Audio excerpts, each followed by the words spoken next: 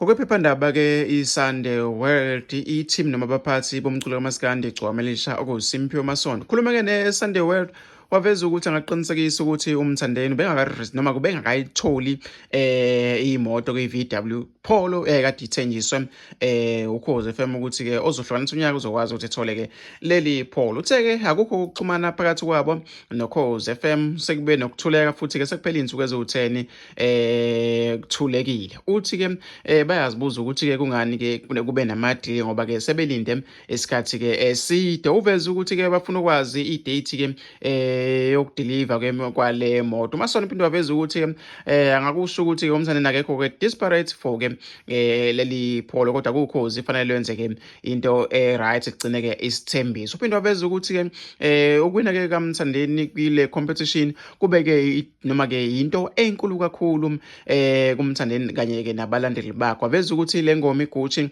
bekuyingoma enkulu kakhulu bekufanele-ke iwine-ke le competition. Waveza ukuthi-ke neParis kwakumele-ke iwine i-competition, kodwa-ke kwawina-ke noma-ke ipolitiki yathatha-ke over. Uthe-ke kodwa-ke uyajabula ngoba ekugcineni bugcine-ke benziwe ubulungiswa. Ngo-31 December iGcwamelisha noma-ke nge-31 December 2024 umculo kaMaskandi Gcwamelisha wahlukanisa-ke unyaka lapha-ke esiteshini Ukhozi FM njengowina-ke ingoma-ke yonyaka. Bafisa ukwazi-ke mayelana nePolo ukuthi ngabe-ke lidiliva nini-ke lapha emdletsheni umfoka Masondo. Mina ngizofisa ukuthi ngizovula khona umbono wethu, nicabangani-ke ngalolu daba? Sihlangane lapha kwi-comment section.